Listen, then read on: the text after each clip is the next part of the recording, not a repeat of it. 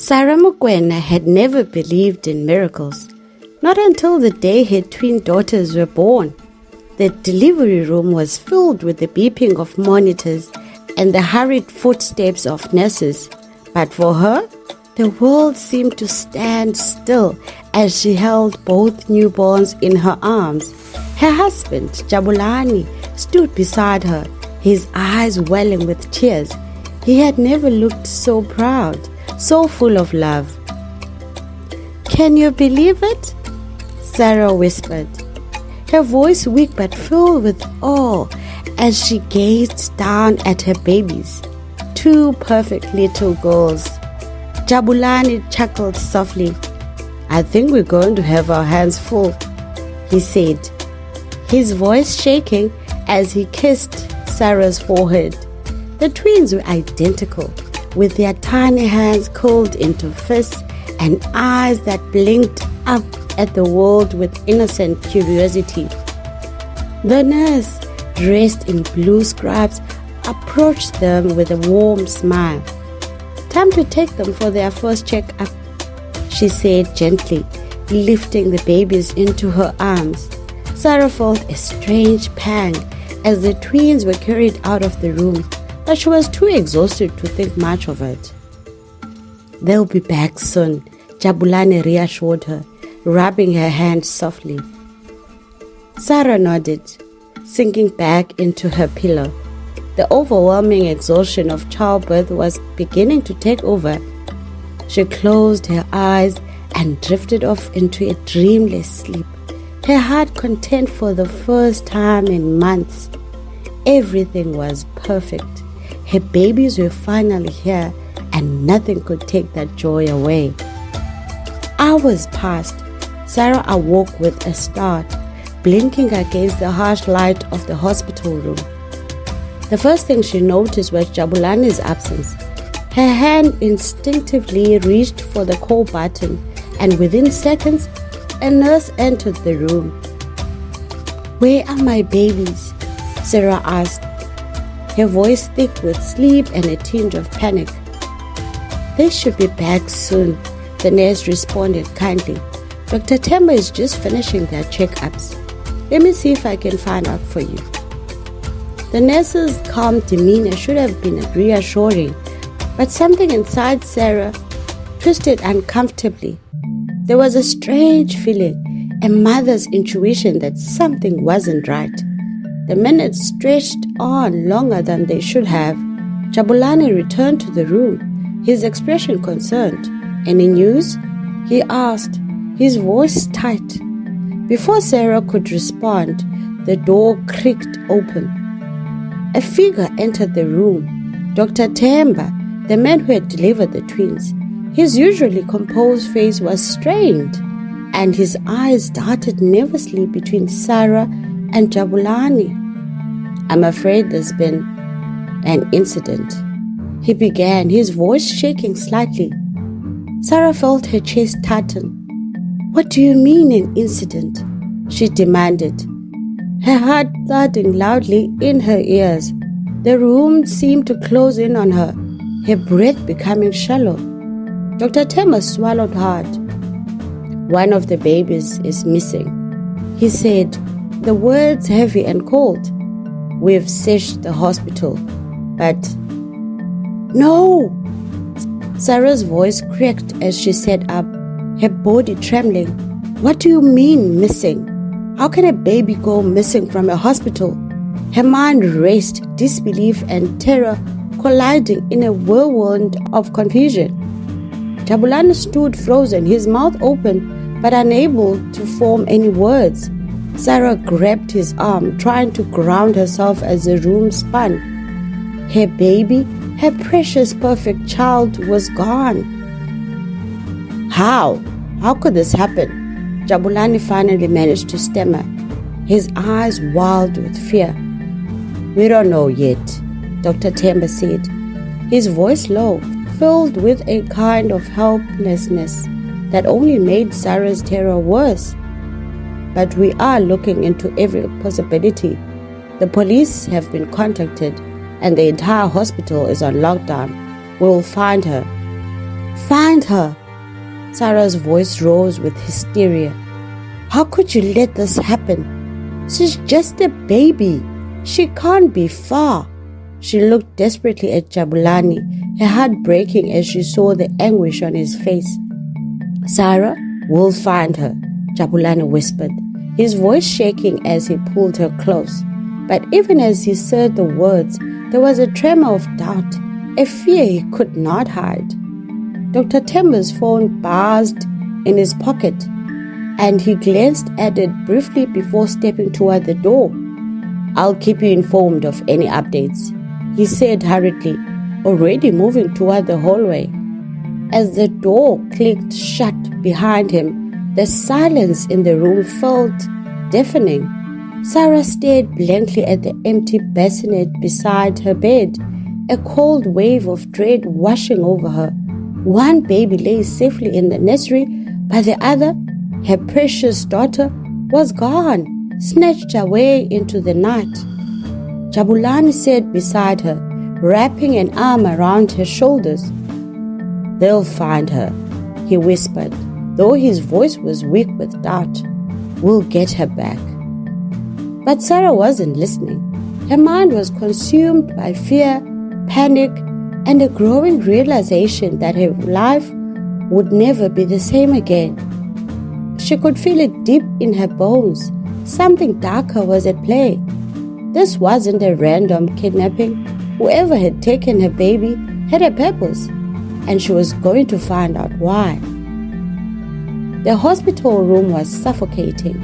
Sarah Mokwena's breath came in short, shallow bursts as she stared at the empty space where her baby should have been. The silence gnawed at her insides, making every second feel like a lifetime. She kept replaying Dr. Themba's words over and over in her head.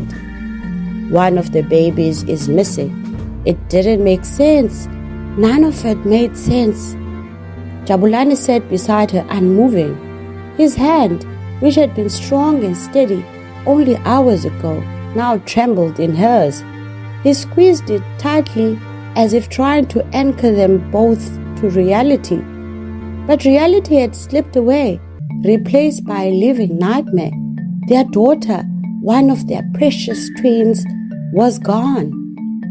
I don't understand, Sarah finally whispered, her voice barely audible. How could this happen? Who would take her? She's only hours old. Jabulani shook his head, his jaw clenched. It doesn't add up. Babies don't just vanish from hospitals with security and nurses everywhere. Somebody knows something. A soft knock broke the tense silence. The door opened, and Detective Thandi Wenkosi stepped in. She was a tall woman in her early 40s with a strong, confident presence. Her short, tightly coiled hair framed a face that was serious but empathetic. Behind her followed a young officer holding a notepad. Mr. and Mrs. Mokwena, I'm Detective Nkosi, she began, her voice steady but kind. I'm here to lead the investigation into your daughter's disappearance. First, let me say how deeply sorry I am that this has happened. We'll do everything in our power to bring her back safely. Sarah's eyes welled with tears, but she forced herself to stay composed. How could this happen? She's just a baby. Someone must have seen something. Her voice cracked as she fought to keep her emotions in check. Detective Ngozi nodded sympathetically. I understand your frustration, Mrs. Mokwena, and I promise we're going to get to the bottom of this. But first, I need to ask you some questions to help us with the investigation. Jabulani spoke up, his voice tinged with anger. Questions? Shouldn't you be searching the hospital right now? Locking down the exits? What are we waiting for? Ngozi met his gaze with calm resolve. We're doing that, sir. The hospital is on full lockdown, and we've alerted local law enforcement and security. Right now, no one is leaving the premises without being thoroughly checked. But while we investigate, it's important to gather as much information as possible. We need to know if there's any reason someone would target your family." "Target?" Sarah blinked in disbelief. "We're just normal people. We're not rich or famous. We don't have enemies. Why would anyone target us?" Gussie glanced at her notebook, where she jotted down a few initial details. "This is the part we need to figure out. Sometimes these things are random, but sometimes they're planned. Did anyone act strangely around you during your pregnancy? Maybe someone knew about your twins." Jabulani shook his head. "No, everyone was happy for us. We've kept to ourselves, just excited for the birth. Nothing out of the ordinary." Sarah's mind raced, searching for any clue, any detail she might have missed. Her prenatal appointments, the baby shower, everyone had been so supportive. But then her thoughts drifted back to Dr. Themba. His face had looked so odd when he told them about the missing baby, a flash of discomfort. Was it just guilt or something more? "What about Dr. Themba?" Sarah blurted out. "He's the one who delivered the twins. He seemed off when he told us the baby was gone." Gussie raised an eyebrow, making a note. "Dr. Themba delivered the babies?" "Yes," Jabulani replied. "He's the one who told us about the kidnapping.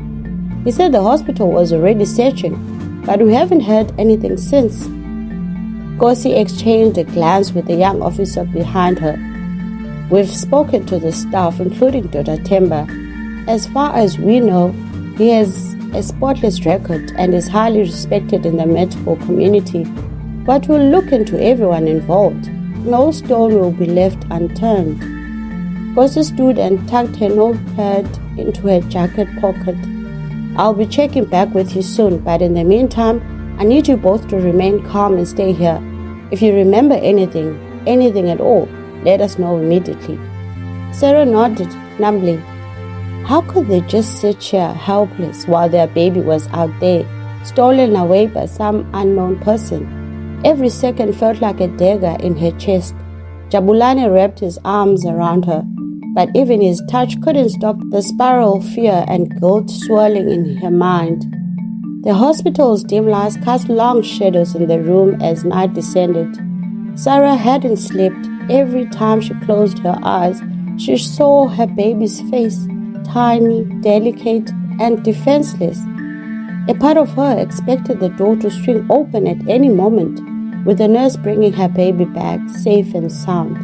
But each hour passed with nothing. Jabulani had fallen into a restless sleep in the chair beside her, his hand still clutching hers. The steady rhythm of his breathing was the only sound that filled the room, but it did nothing to ease Sarah's growing anxiety. She glanced at the empty bassinet again, her heart tightening. Her mind kept running to one thought: why? As she lay there, a flicker of movement caught her eye. Standing in the hallway just beyond the door's window was Dr. Themba. He stood still, his gaze fixed on the door as if he was deciding whether or not to come in. The sight of him sent a chill down Sarah's spine. Something wasn't right about him. Why was he standing there in the middle of the night? Unable to shake the feeling, Sarah slowly slipped out of bed, careful not to wake Jabulani. She tiptoed toward the door, her pulse quickening, but when she reached it and opened it slightly, Dr. Themba was gone, disappeared into the maze of the hospital corridors. Her heart pounded as she stepped into the hallway, looking both ways. Empty. The silence was eerie, making the hospital feel more like a tomb than a place of healing. Sarah's fingers tightened around the door frame. She turned to go back into her room, but then she saw it, a single piece of paper tucked into the pocket of her hospital gown, left by someone while she wasn't looking. With shaking hands, she pulled it out, unfolding the note carefully. 3 words were scrawled hastily in blue ink: "She is chosen." The words on the note echoed in Sarah's mind. She is chosen. Her pulse raced and her hands shook as she clutched the paper, desperately trying to make sense of it. What did it mean? Chosen for what? Who had left it and why? She turned the note over, hoping for more, but the back was blank. Suddenly, Jabulani stirred in his chair, his eyes blinking open. Sarah? What's going on? His voice was groggy, filled with the weight of exhaustion. Sarah hesitated, unsure of how to explain. How could she tell him about the note without sounding paranoid? But she knew she couldn't keep it from him. He deserved to know everything. I found this, she whispered, handing him the note. Jabulani sat up straight, instantly more alert as he took the paper from her. His brow furrowed as he read the words, and his reaction was almost immediate. What the hell does this mean? He asked, his voice filled with frustration. Chosen? By who? I don't know, Sarah said, her voice trembling, but someone left it here, in my gown pocket. I saw Dr. Themba outside the door, and when I went to see him, he was gone. This note was left behind. Jabulani stood up, pacing the small hospital room, his face dark with worry. This is insane. First, our baby is stolen, and now we're getting cryptic notes. This isn't random, Sarah. Someone is doing this on purpose. I know. Sarah sank onto the edge of the bed, her head in her hands. But why us? Why our baby? What does chosen even mean? Before Jabulani could answer, there was a knock on the door.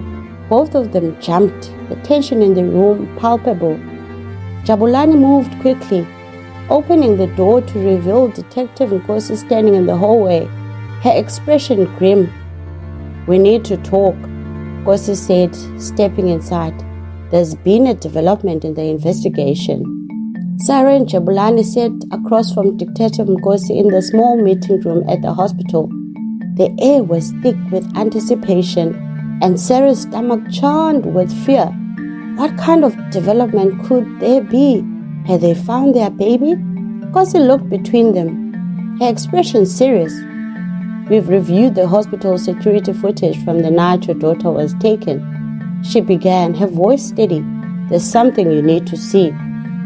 She turned a laptop toward them and pressed play. The grainy black and white footage showed a camera angle from one of the hospital corridors. In the distance, they could see the nursery door. The timestamp at the bottom corner of the screen indicated it was late at night, shortly after the babies were taken for their checkup. Sarah held her breath as the footage played. At first, the corridor was empty, save for a few passing nurses. Then a figure appeared, Dr. Themba. Sarah's heart leaped into her throat. There he was, walking down the corridor toward the nursery. He stopped outside the door, looking around nervously before entering. Several minutes passed, and then he re-emerged, holding something small and wrapped in a blanket, one of the twins. Sarah gasped, her hand flying to her mouth. Oh my God! It's her! She whispered, her voice barely audible. That's our baby! Jabulani's fists clenched as he stared at the screen. What is he doing? He muttered angrily. Why would he take her? Nkosi paused the video and leaned forward. That's what we're trying to figure out. Dr. Themba disappeared shortly after this footage was recorded. He's not answering his phone, and no one's seen him since this morning. Jabulani's voice rose. So he's gone? He just took our baby and disappeared? Nkosi raised a hand to calm him. We're tracking his last known locations and have officers searching his home and any other properties he might be connected to. But right now, he's our prime suspect, and based on this footage, it looks like this was planned. Sarah's mind raced, her thoughts a tangled web of fear and confusion. Dr. Themba had taken their baby, but why? What was his motive? And where had he taken her? Then, like a flash of lightning, the memory of the note surfaced in her mind. She is chosen. Could it be connected to him? She grabbed the note from her pocket and handed it to Nkosi. I found this in my gown after Dr. Themba was seen outside my room. I don't know what it means, but it feels connected. Nkosi took the note, her eyes narrowing as she read it. This changes things, she said quietly. We're no longer just looking for a missing child. This is something bigger. The hospital had grown quiet again, with only the occasional hum of medical equipment and the soft footsteps of nurses in the hallways. Sarah and Jabulani sat together, the weight of exhaustion pressing down on them. Despite Detective Nkosi's assurance that everything was being done to find their daughter, the fear gnawed at them both. I can't just sit here and wait, Jabulani said suddenly, standing up. We need to do something. We need to find him ourselves. Sarah looked up at him, her eyes red from crying. But where would we even start? Nkosi said they're searching everywhere. She's not telling us everything, Jabulani insisted. I could see it in her eyes. She knows more than she's letting on. Sarah hesitated. Jabulani was right. They couldn't just sit here. But the idea of going out on their own, of confronting the unknown, terrified her. And yet, the image of Dr. Themba holding their baby on the security footage burned in her mind. He was out there with their daughter, and every minute that passed felt like a ticking clock. Jabulani's determination gave her strength. Okay, she said quietly, but where do we start? Jabulani thought for a moment, then turned to her, his eyes filled with a sense of quiet resolve. We go to his house. If Nkosi's officers haven't found anything yet, maybe there's something they missed. Sarah nodded, feeling the first flicker of hope she'd had since their nightmare began. Let's go. The drive to Dr. Themba's house was tense, filled with long stretches of silence and occasional questions that neither Sarah nor Jabulani could answer. As they pulled up to the modest home nestled in a quiet neighborhood, a feeling of dread settled over Sarah's heart. They parked a few houses down to avoid suspicion and approached the home cautiously. The curtains were drawn, and the house looked dark and abandoned, but something told Sarah that they were on the right track. Jabulani reached for the doorbell, but before he could press it, the door creaked open ever so slightly. Sarah's heart skipped a beat. Someone had been here, and they were either still inside or had left in a hurry. Without a word, Jabulani stepped forward, pushing the door open wider. The house was eerily quiet, the air thick with the stale scent of dust and something else, something metallic like copper. They stepped inside cautiously, their footsteps muffled on the carpet. The living room was neatly arranged with bookshelves filled with medical texts and a few framed photos on the wall. Everything seemed normal, but then, in the far corner of the room, Sarah spotted something that made her blood run cold. A large framed photo of a baby, their baby, hung on the wall, surrounded by strange symbols drawn in red ink, and beneath the photo, in the same handwriting as the note, were 3 chilling words: She is chosen. The sight of their baby's photograph surrounded by those strange, eerie symbols left Sarah frozen in place. The 3 words, She is chosen, etched below the image seemed to pulse with some unseen energy, filling the room with an unbearable tension. Jabulani, standing beside her, clenched his fists, his breath coming in shallow, angry bursts. This is insane, he whispered, his voice shaking with a mixture of disbelief and fury. What kind of sick game is this? Sarah couldn't speak. Her heart pounded so hard she felt dizzy, and her mind spun with 100 questions, none of which she had answers to. Why was there a baby in this photograph? What did Dr. Themba believe she was chosen for? And how far had he gone in pursuit of this twisted obsession? "We need to get out of here," Jabulani said, pulling Sarah from her stunned silence. "This is evidence. We should call Kosi right now." Before he could finish, a sound echoed from somewhere deeper inside the house, a soft creak like a door opening. Sarah's blood ran cold. They went alone. Jabulani's eyes widened, and he instinctively moved in front of her, shielding her with his body. "Stay behind me," he whispered. The creak was followed by soft footsteps. Whoever was inside the house was moving carefully, as though they didn't want to be heard, but they were definitely coming closer. Sarah's hand trembled as she reached into her pocket, fumbling for her phone. She managed to pull it out and quickly texted Detective Nkosi. "We are at Dr. Themba's house. Something is wrong. Help!" She sent the message just as a figure stepped into the hallway at the far end of the room. The figure was tall, shrouded in shadows, but the shape was unmistakable. It was Dr. Themba. He stood there silent, watching them. Jabulani tensed. "Where is she?" he demanded, his voice low but filled with rage. "Where's our baby?" Dr. Themba took a slow step forward, his face partially illuminated by the faint light from a nearby lamp. His expression was eerie calm, almost serene. "You shouldn't have come here," he said quietly. "You won't understand what's happening." "Understand what?" Sarah burst out, her voice cracking with desperation. "What have you done with our daughter? Why are you doing this?" Dr. Themba's gaze flickered to the photograph on the wall, then back to Sarah. "She is special," he said, his voice filled with an unsettling conviction. "I didn't take her to harm her. I took her to save her." "Save her from what?" Jabulani stepped forward, fist clenched. "You are sick. Whatever this is, whatever you believe, it's not real. You're just a man who stole a child."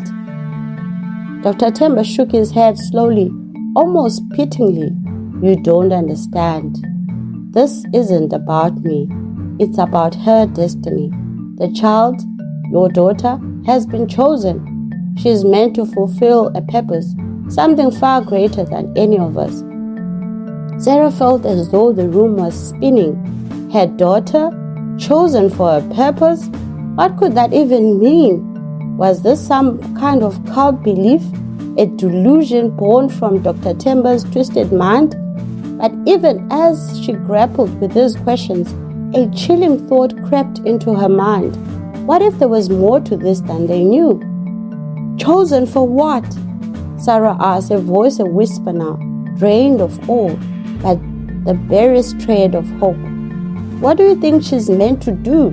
Dr. Themba's eyes softened with something akin to reverence. "To heal the world," he said simply. "To be a vessel for something pure, something powerful." Jabulani shook his head in disbelief. "You are insane." Dr. Themba's calm demeanor faltered for the first time. His eyes hardened, and his voice grew more urgent. "You don't know what I've seen. You don't know the lengths I've gone to. This isn't insanity, it's destiny. Your daughter is part of something bigger than all of us. She was born for a reason, just like others before her." Sarah felt sick. Her knees trembled, and she clasped Jabulani's arm for support. "Others? What do you mean, others?" Dr. Themba took another step forward, his voice dropping to a hushed tone, almost as if he were afraid the walls themselves might hear. "There have been others like her, children born under the same signs, with the same purpose. They've all been part of this prophecy, one that speaks of a child who will bring balance, who will heal what's broken in the world. But every time, we've failed." "Failed?" Sarah echoed, her throat dry. "What are you talking about?" Dr. Themba's gaze darkened. "The others, the ones before her, they didn't survive. The prophecy wasn't fulfilled. But your daughter? She's the one. I know it. Jabulani's patience snapped. This ends now, he shouted, taking a step toward Dr. Themba. You're not taking her anywhere. We're getting her back, and you're going to prison for what you've done. But just as Jabulani moved forward, the lights in the house flickered and then went out, plunging the room into darkness. The sudden blackout left Sarah in complete darkness. Panic gripped her as she stumbled backward, her hands groping for something to hold on to. She heard Jabulani's sharp intake of breath beside her and the soft shuffle of footsteps somewhere in the room. Her heart pounded in her ears. Sarah, stay close to me. Jabulani's voice came through the dark, low and tense. Before she could respond, a loud crash echoed from the hallway, followed by a sound of shattering glass. Sarah's instincts kicked in. Dr. Themba was trying to escape. Stop him! Jabulani roared, already moving toward the sound. But Sarah stayed frozen in place, the fear rooting her to the spot. Her mind raced, imagining every terrible scenario. Dr. Themba carrying their baby deeper into the woods, getting further and further away with each step. Or worse, what if he had already done something to her? Sarah, move! Jabulani's voice cut through her panic, and she forced herself to break free from her paralysis. She followed him, her legs shaky but moving, as they rushed toward the hallway. They reached the back door just in time to see Dr. Themba's figure disappearing into the woods, the sound of their baby's cries faint but unmistakable. He's heading for the forest, Jabulani shouted to Detective Ngosi, who had just arrived with her team. The officers spread out, flashlights cutting through the night as they ran into the darkness. The night air outside Dr. Themba's house felt sharp and cold, but Sarah barely noticed it as she stood on the front lawn, surrounded by flashing lights of police cars. The world had become a blur of noise, officers shouting orders, radios crackling, and the walls of sirens fading into the distance. Detective Ngosi had already dispersed search teams, but all Sarah could think about was her daughter, still out there somewhere in the hands of a maniac. Jabulani stood beside her, his hands balled into fists, eyes scanning the surrounding streets. He's out there. We're close. I can feel it. He muttered under his breath, more to himself than her. Sarah nodded, but fear twisted her insides.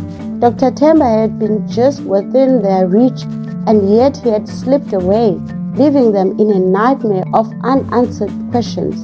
The image of her daughter's photo, surrounded by those symbols, burned in her mind. What did he mean by others? And more importantly, what was he planning for her child? Detective Ngozi walked over, her face set in determination. We're setting up roadblocks and patrolling the area, but I'm not taking any chances. I've assigned 2 officers to stay with you just in case. Just in case of what? Jabulani snapped, his frustration boiling over. He's not going to come back here. He's long gone by now. Ngozi's eyes narrowed. We don't know that. People like him, they don't like the rest of us. His obsession is with your daughter, and that means we can't rule out the possibility that he might try to come back. I don't want to take any risk. Sarah wanted to argue, to tell Ngozi that they needed to move faster, to search every corner of the city right now. But she knew the detective was right. Dr. Themba wasn't operating under any logic they could understand. The look in his eyes, the strange calmness when he spoke about the prophecy, it was more than just a kidnapping. It was something much darker. As Ngozi stepped away to speak with her team, Sarah turned to Jabulani, her voice trembling. What if we never find her? He grabbed her shoulders gently, forcing her to look him in the eye. We will, he said firmly. I don't care what it takes. We are going to find her. Before she could respond, one of the officers called out, waving Ngozi over to a small dirt path that led into the woods behind Dr. Themba's house. Sarah's heart leapt. into her throat as she and Jabulani hurried after them. "What is it?" Bossy asked, crouching down to inspect something on the ground. The officer pointed at a small object nestled in the dirt, a baby's pacifier. Sarah's breath caught. It was a pale pink pacifier, identical to the ones she had bought for the twins before they were born. "That's hers," she whispered, her voice trembling. Bossy nodded, her face grim. "He was here recently. He's probably still close."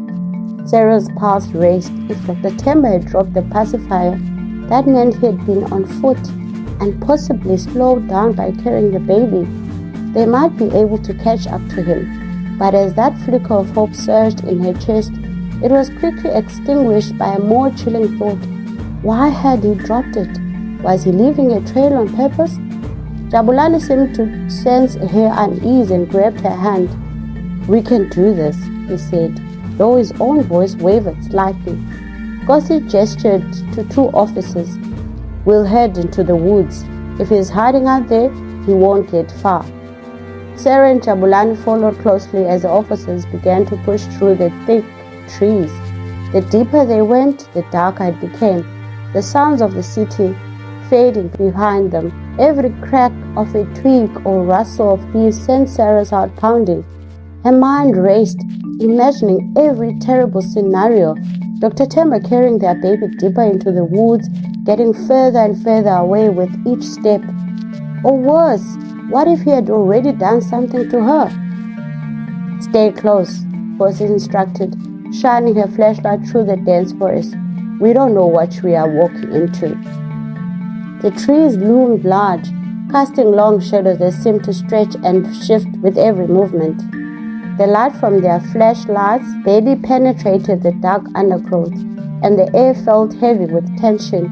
Every step felt like an eternity, the suspense building as they pushed deeper into the woods. Suddenly, Sarah froze. She had heard something, faint, almost inaudible, but unmistakable, a baby's cry. "Did you hear that?" she whispered, her voice barely audible. Jabulani stopped beside her, his face stricken with the same realization. That was her. Bossy motioned for silence, her face tight with concentration. The officer strained to listen. Then the cry came again, louder this time, piercing through the stillness of the forest. It was unmistakable. Their baby was close. "She's here," Sarah whispered, her heart leaping with both hope and terror. "We are close."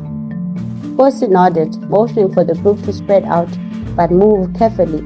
The tension was palpable now, each step bringing them closer to either salvation or something far worse. They followed the sound of the cry, each cry sending a jolt through Sarah's chest. It was her baby. It had to be. As they neared a small clearing, the sound grew louder, more urgent. The beam of Ngosi's flashlight caught something, a shadow moving quickly just beyond the clearing. "Dr. Themba, there!" Ngosi shouted, breaking into a sprint, her officers following closely behind. Sarah and Jabulani followed as fast as they could, adrenaline surging through their veins. The chase was on. Dr. Themba, holding the baby tightly in his arms, was weaving through the trees, but he wasn't fast enough. The officers were closing in on him. "Stop! Don't move!" Ngosi yelled, her voice echoing through the woods. Dr. Themba ignored her, his movements frantic now. Sarah could hear her baby crying louder, and her heart ached with every sound. Ngosi's team was only a few yards away from him now. But then, as if in slow motion, Dr. Themba veered suddenly to the left, disappearing down a narrow trail that led into a ravine. "Be careful!" Ngosi shouted, following him. "There's a drop ahead." Sarah and Jabulani reached the edge of the ravine, just as the officers did, and what they saw made Sarah's blood run cold. Dr. Themba stood precariously close to the edge of the steep drop-off, holding the baby tightly against his chest. "Don't come any closer," he shouted, his voice shaking. "I'll do it. I'll jump." Sarah's heart nearly stopped. He wouldn't. He couldn't. Not with her baby. Ngosi raised her hands in a calming gesture. stepping forward slowly. Dr. Themba, let's talk. You don't want to hurt the baby. You said she's special, right? You don't want to harm her. Dr. Themba's eyes were wild, darting between them and they dropped behind him. You don't understand, he said, his voice trembling. I'm not trying to hurt her. I'm trying to save her. She's the one. Kosi took another slow step forward. We understand that you believe she's important. We don't want anything to happen to her either. But the only way to make sure she's safe is for you to hand her over. Let her parents take her. Jabulani, unable to contain himself any longer, shouted, Please, she's our baby. We just want her back. Please don't hurt her. For a brief moment, Dr. Themba's eyes softened, and Sarah saw a conflict in his face. But then, just as quickly, the madness returned. He shook his head violently. No, you don't understand. She's not meant for this world. She's meant for something bigger. I can't let you take her. Kosi moved again, her voice soft but firm. Dr. Themba, look at her. She's just a baby. She needs her parents. You don't want to hurt her. Let her go. Sarah felt her legs weaken as the suspense hung in the air like a thick fog. Her baby's cries were loud and desperate now, and every second felt like an eternity. Dr. Themba's grip tightened around the child, his eyes flickering between the officers and the edge of the ravine. Then, in one heart-stopping moment, he took a step backward toward the edge. The world seemed to slow down as Sarah watched Dr. Themba inch closer to the edge of the ravine. Her heart thundered in her chest and her breath caught in her throat. One wrong move, one slip, and her baby would be gone. Please, Sarah screamed, her voice breaking. Don't do this. Just give her back. Dr. Themba hesitated, his body tense, his eyes wide with desperation. The baby's cries echoed through the forest, sharp and gut-wrenching. The wind tugged at his jacket, making him wobble dangerously near the drop. You don't understand, Dr. Themba murmured, shaking his head. You can't. I need to save her, to save all of us. She's the one who will fix everything that's broken. Kosi's voice remained steady, though the tension was palpable. You don't need to do this, Themba. Whatever you think her purpose is, it can't happen if you hurt her. Let's figure this out together. We can find another way. Dr. Themba's eyes flickered with uncertainty for a split second. Sarah felt a flicker of hope. He was hesitating. Kosi inched forward slowly, her hand outstretched, signaling for him to hand over the baby. You've done enough, Themba. You've kept her safe thus far. Now it's time to let her go. But just as quickly, the fear and madness returned to his face. His voice cracked as he spoke, his body trembling. No, you don't get it. You will ruin everything. You will ruin her. She has a purpose, a higher calling. If I give her back, it will all fall apart. You will destroy her future. Kosi kept her tone calm, though her eyes were focused on every twitch and movement he made. No one's going to destroy her, Themba. She's just a baby. She deserves to live, to grow up, to be with her family. You don't have to carry this burden anymore. Let her parents take her back. Sarah could barely breathe. Her mind screamed at her to rush forward, to pull her baby from his arms. But she knew that one wrong move could push him over the edge, literally and figuratively. She could only stand frozen, every muscle in her body tensed in helpless fear. Jabulani stepped forward slightly, his voice thick with emotion. She's our daughter, Themba.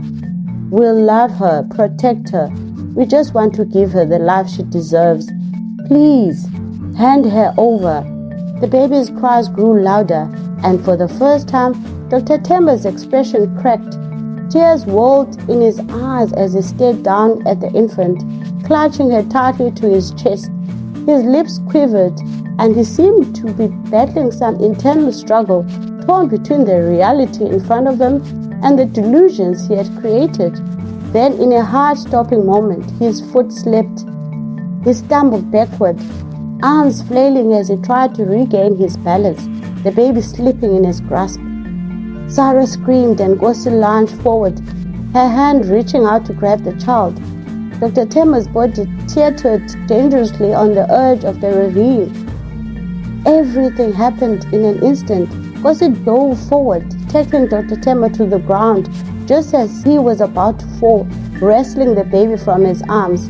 The momentum of her leap sent them both tumbling across the ground, inches from the cliff edge. The baby, now freed from Dr. Themba's grasp, rolled safely in Sarah's waiting arms. Sarah collapsed to her knees, clutching her daughter to her chest, sobbing uncontrollably. Jabulani fell beside her, his arms wrapping around them both as relief and exhaustion swept over him. Gosi and one of the officers quickly restrained Dr. Themba, pulling him back from the edge. He struggled weakly, tears streaming down his face as he muttered incoherently about the prophecy and how it wasn't supposed to end like this. His voice was small now, broken. "It wasn't supposed to be this way," he whispered, staring at Sarah and her baby with hollow eyes. "She was meant for something greater." The next few hours were a blur of police lights, medical examinations, and whispered conversations. Sarah refused to let go of her daughter, her hands trembling as she held the baby tightly against her chest. The feeling of her daughter's warmth, the sound of her breathing, it was real and it was everything. Gosi, bruised and exhausted, stood beside them, her face softening as she watched the family finally reunited. "She's going to be fine," Gosi said quietly. The paramedics checked her out. No harm was done. Sarah nodded, but the relief didn't erase the lingering fear. He really believed she was part of some prophecy, she murmured. He said others had come before her. What did he mean by that? Gosi sighed, rubbing the back of her neck. "We are still investigating that. We'll be looking into Dr. Themba's past, but from what we can tell, he was part of a small group of people who believed in these old, obscure prophecies. Something about the chosen one, a child who would bring balance or salvation." She shook her head. "It's all tangled up in superstition and obsession." "But he said there were others. What happened to them?" Jabulani asked, his voice still heavy with anger and confusion. Gosi's face darkened. There were reports of missing children tied to the same beliefs, but no hard evidence ever surfaced. Themba might have known more, but we are going to have to dig deep to find out what really happened to those other children. She paused, her eyes meeting Sarah's. "But you don't have to worry about that now. You have your daughter back, and she's safe." Sarah's mind swirled with questions, but she was too drained to process it all. All that mattered now was her daughter, safe in her arms. Whatever dark path Dr. Themba had been on, it was over. He had failed. "Thank you," Sarah whispered to Ngosi. "Thank you for saving her." Ngosi gave a small, tired smile. "Just doing my job, but I'm glad we got her back. This could have ended very differently." Jabulani's arm tightened around Sarah's shoulders, and she leaned into him, feeling the weight of the night lift ever so slightly. The terror, the uncertainty, the unthinkable fear that they might never see their daughter again, it was over. They had her back. As the sun began to rise over the horizon, casting a soft golden light over the city, Sarah sat on the edge of her bed, her daughter peacefully asleep in her arms. Jabulani was beside her, his hand resting gently on the baby's tiny foot. They hadn't slept. How could they? The events of the night still hung heavy in the air, like a storm that had passed but left wreckage in its wake. "I can't believe it's over," Sarah whispered, her voice barely audible. "It feels like a nightmare." Jabulani kissed the top of her head. "But we are here. We have her. That's all that matters." Sarah nodded, though her thoughts were still haunted by Dr. Themba's words. Do you think he really believed what he said?" That she was chosen? Jabulani's grip on her tightened. I don't know, but it doesn't matter. She's not part of some prophecy. She's just our daughter, and she's home. Sarah let the words sink in, repeating them in her mind like a mantra. She's home. But deep down, a sliver of doubt lingered, a question she couldn't shake. What if he was right? The days following the arrest of Sarah and Jabulani's baby blurred into one long stretch of exhaustion and relief. The police investigation into Dr. Themba's action continued, but for Sarah, life had become a delicate balancing act, caught between the joy of holding her daughter close and the haunting whispers of the trauma that lingered. Despite the reassurances from Detective Ngozi, the words, "She is chosen," echoed in Sarah's mind. Every time her daughter stirred in her arms, every time she gazed into her innocent eyes, Sarah couldn't help but feel that a shadow still loomed over their lives. It had been 3 days since the night in the woods. The media had gotten hold of the story. The headlines flashed across the news screens about the kidnapping and Dr. Themba's disturbing beliefs, but the public only knew the surface of the story. They didn't know about the prophecy, the strange symbols, or the fact that Dr. Themba believed their daughter was part of something far more sinister. Now, sitting in her living room, Sarah watched the early morning sunlight filter through the windows. Her baby slept peacefully in her arms, Jabulani dozing next to her on the couch. They had survived something unimaginable, yet she couldn't shake the sense that they weren't free of it entirely.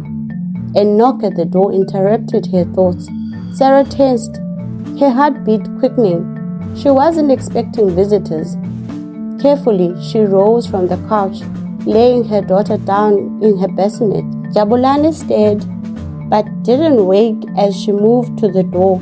She peeked through the peephole. Detective Ngozi. Sarah opened the door, a mix of relief and apprehension washing over her. Ngozi stood there, holding a folder in one hand, her expression unreadable. "Detective," Sarah greeted her, stepping aside to let her in. "I wasn't expecting you." Ngozi nodded, stepping inside with a glance toward Jabulani, who was still asleep.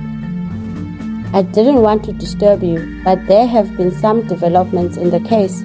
I thought it was important to talk in person." Sarah's stomach knotted. "Developments?" Ngozi sat down at the kitchen table, placing the folder in front of her. "We've been looking deeper into Dr. Themba's background, and we've uncovered some unsettling information." Sarah sank into the chair opposite her, her fingers twisting nervously. "What kind of information?" Ngozi opened the folder and slid a photograph across the table. Sarah's breath caught in her throat as she stared down at it. The image was old, faded, but unmistakable. It was a photograph of a baby, another child, wrapped in a blanket surrounded by the same symbols she had seen at Dr. Themba's house. "This was taken almost 20 years ago," Ngozi said quietly. "The baby in this photo was also believed to be chosen. The child went missing under mysterious circumstances just like yours." Sarah's heart pounded in her chest. "What happened to her?" Ngozi's expression darkened. "The baby was never found. The case went cold, but the parents reported that someone had left them notes, just like the one you received, notes claiming that their child was part of a prophecy." Sarah's hands shook as she picked up the photograph, her mind spinning. Another child, another family pulled into this nightmare. "You think Dr. Themba was involved back then?" Ngozi shook her head. "We don't know for sure. He would have been much younger at the time, but we've discovered that his family was deeply connected to a small secretive group that believed in these prophecies. They've been around for decades, maybe longer. They were obsessed with the idea of a chosen child, and there are records of other missing children, all believed to be connected to the same beliefs." "How big is this group?" Sarah's voice was barely more than a whisper. She had to know. Was this nightmare truly over? Or were there still people out there hunting for her daughter? Ngozi's face tightened. "We're not sure yet. They are secretive." and their members are spread out. They could be operating underground in ways we haven't yet traced. But based on our initial findings, it seemed like Dr. Themba wasn't acting alone. He may have been in contact with others who share the same belief in this prophecy. The weight of Ngosi's words pressed heavily on Sarah. "So, this isn't over," she murmured, her voice hollow. "There could still be people out there who want my baby." Ngosi reached out and placed her hand on Sarah's arm. "We've arrested Dr. Themba and we're working to dismantle whatever is left of this group. But I won't lie to you, Sarah. There may be others. We are doing everything we can to make sure that you and your family are safe, but you need to stay vigilant." A cold wave of fear washed over Sarah, and her grip on the photograph tightened.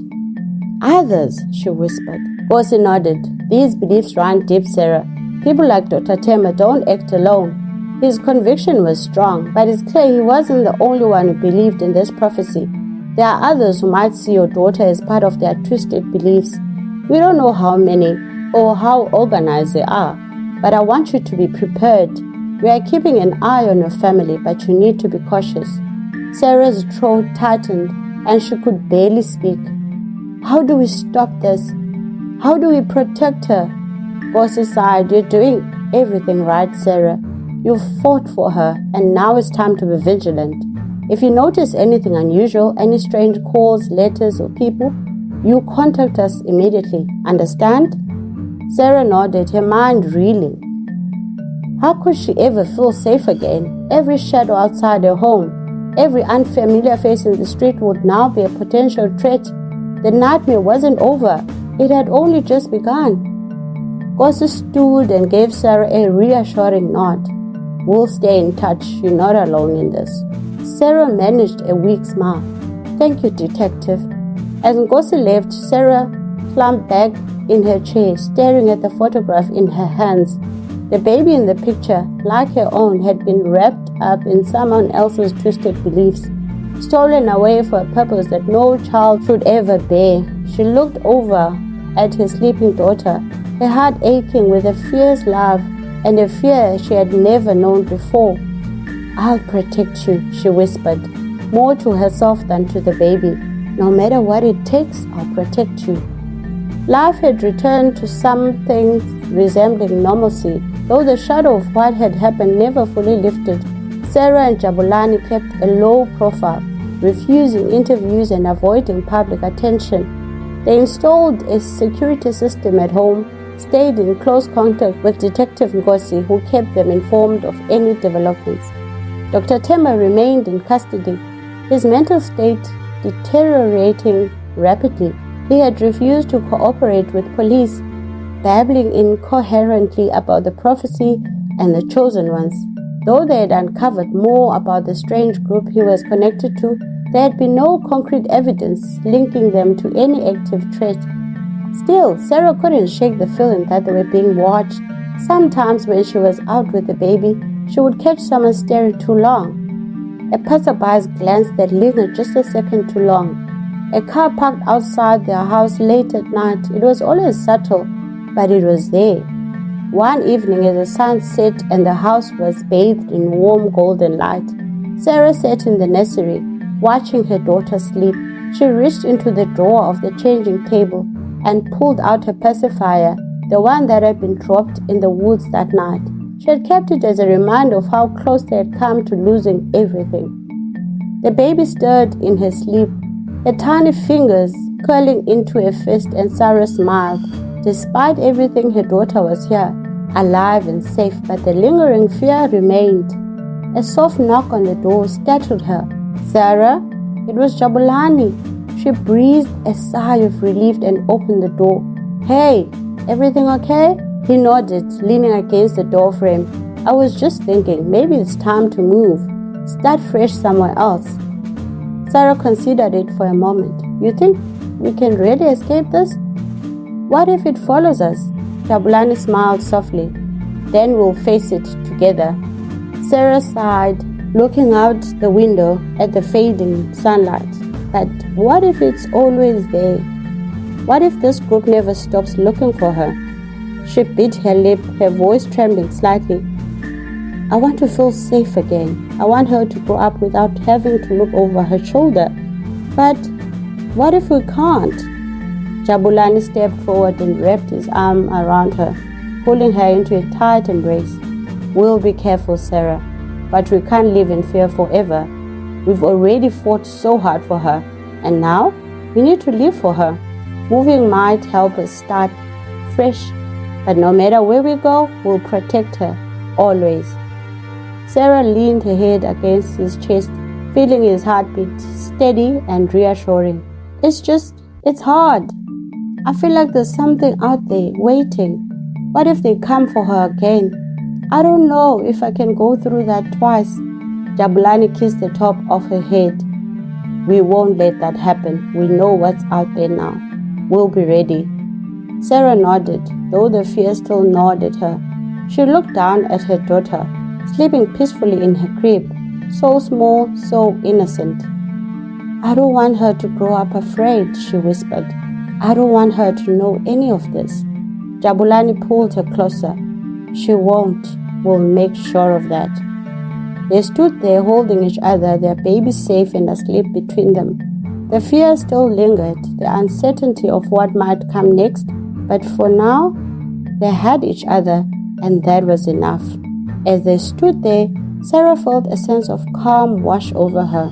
Maybe they couldn't outrun the shadows of the past, but they could face them. Together, they had survived something unimaginable, and together, they will protect their daughter no matter what.